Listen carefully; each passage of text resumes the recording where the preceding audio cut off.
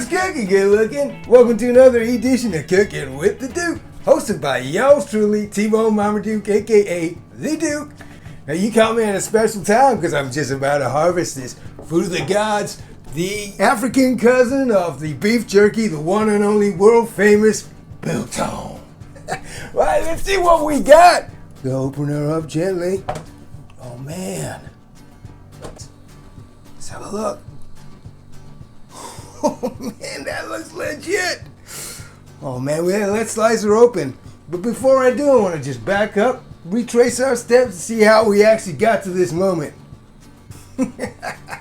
Let's do this. We begin our Biltong journey with these two hunks of silverside beef, a little bit of fat on both, about 1 kilogram each. We're gonna slice her up with our caveman style cleaver knife. What a badass blade. We're gonna cut strips about 1 inch or so thick, lengthways along the grain of the beef. Now, I chose these two cuts because it's got a little bit of fat on them, and this is gonna add a little bit of extra. I love a little bit of fat on my Biltong. Oh man, it's so tasty. Right, that slice is looking good. Man, now we're gonna reach for the other hunk of beef, and we're just gonna continue the process. We're gonna slice 1 inch or so thick slices along the grain of the beef. That's looking good. So for the next part of the process, we're gonna try and draw any sort of extra moisture out of the meat. So we're gonna use some coarse salt just to use as a little, just to bring out that moisture. We're gonna let that sit for a few hours, three or 4 hours or so, and we cover her up because I know there's a few opportunistic critters around. And that blade should warm them up. Don't touch. Oh, there he is, speaking of the devil. That's right, stroll on, buddy.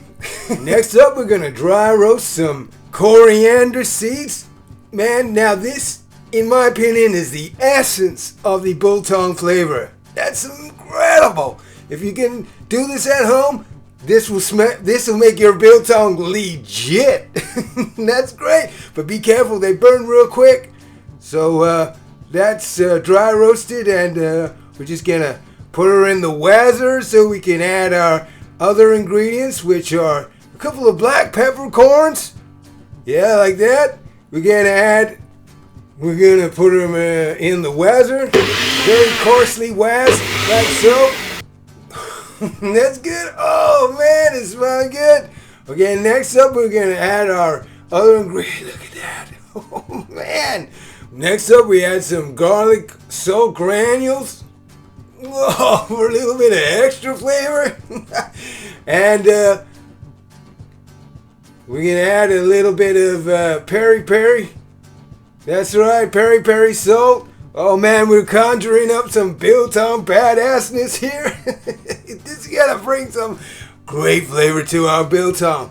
We're gonna make sure everybody get invited to the dance, get to know each other a little bit. I think I'm gonna introduce a little bit more garlic and waz them up one last time. But you wanna make sure that this still remains kind of coarse. Oh, look at that, people. That is legit. I wish you could smell how incredible this smells. Oh man. So in the meantime, while we're still waiting for our meat to dry, I'm gonna assemble our Biltong box. I seem to remember this being slightly less complicated. So this box was gifted to me by my buddy Royski, a bona fide South African man, and he's my buddy. If you're watching, Royski, thanks again.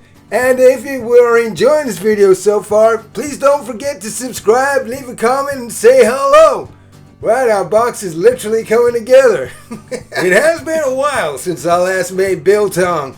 I seem to remember putting a good little cheat was to put some foil in the bottom to catch all the drips and drabs, and makes things easier for cleaning later. And I don't know, adds a little bit of extra light. The light from the bulb reflects off there. I don't know, science, dude science.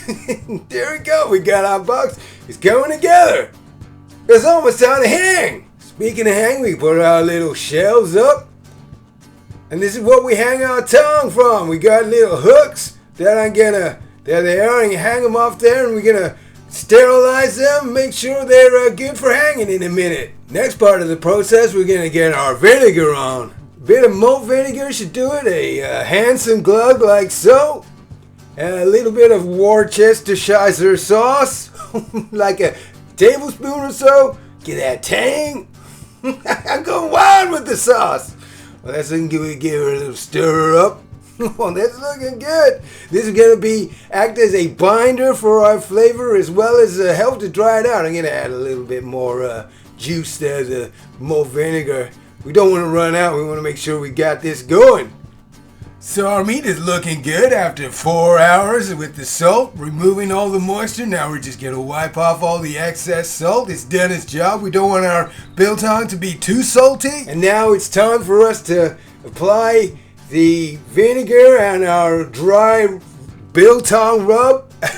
we are on our way to Biltong hanging Shazam, people. We got a little station set up now. I'm going to make sure everything's ready to be like on a conveyor belt. Like we got a little production line. So we bathe. Oh man, we bathe. It's kind of like when you make fried chicken. You got like with the buttermilk and then you add the rub. Similar like that, the binder. But the binder also helps to cure and keep the meat dry out the meat. That's looking good. So we just repeat the process. Time to take a bath. At least somebody's taking a bath around here. Now, it's not very common for people to bath out here in South Gilly. Unless it's your birthday, I suppose. And this could be our birthday. I could give this biltong to somebody for their birthday and say, enjoy the biltong, have a bath. Now you see we cut along the grain, so when we slice up our biltong, we slice it against the grain, and that's gonna give us a tender, delicious bite from our tongue. Oh man, so we're almost done here. We are on our way, people. We're gonna start hanging. Now, I'll just pat her up. Now we are done. Everybody's coated and sitting correct. We've sterilized our biltong hanging hooks in the Yeti over there. Okay, now we just grab a little hook like so, and there we go. And then we're gonna hang them on the line like somebody's laundry. That's good. And we just repeat the process. Try not to cut my finger. I seem to remember doing this, poking my finger through the hook last time I did this. Now I do apologize. For some reason I didn't quite capture the hanging of the meat on camera, but you get the idea, and there it is in all its glory, and it smells incredible already. Can we wait the 5 days? Oh, you betcha. Hey, Bobby! You ever tried blindfolded archery before? You don't know what you're missing.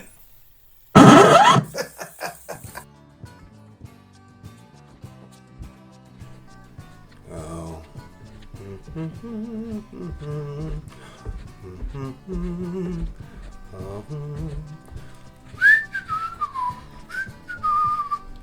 Oh man. It's like Christmas Day coming down. Oh, look at this, people. Oh, this smells incredible. It's time to harvest. Let me get my little board, and it is time. We're just gonna have a little look. Let's see. Very gently. Good stuff coming through, people. Grab another one. Let's test the merchandise. For slicing, it's gotta be the caveman style Ultimo knife. Look at that badass blade. That's a beauty. You gotta mind your fingers when using this one. Alright, let's have a look. Let's slice her up. Oh man.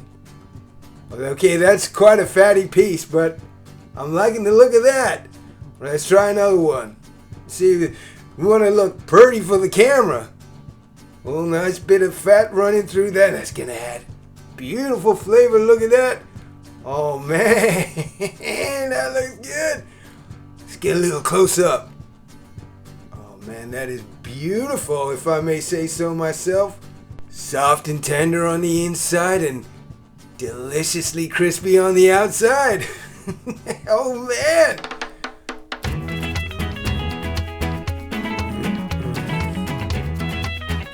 Dang!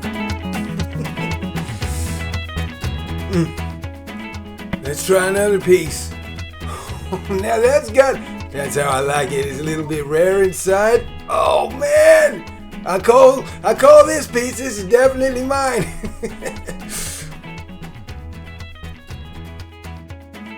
For the purposes of this video, I let this biltong go on for it. These other pieces of biltong go on for another day and a half, just to give it a little bit less rare, to show how you can do it. And this is looking good as well, a little bit less rare inside, but still, oh man, that's how my buddy likes it. A little bit more done, still soft on the inside, and got that beautiful dry edge. What do you think? Did you find this video helpful? Could you make better biltong? I'm pretty happy with that.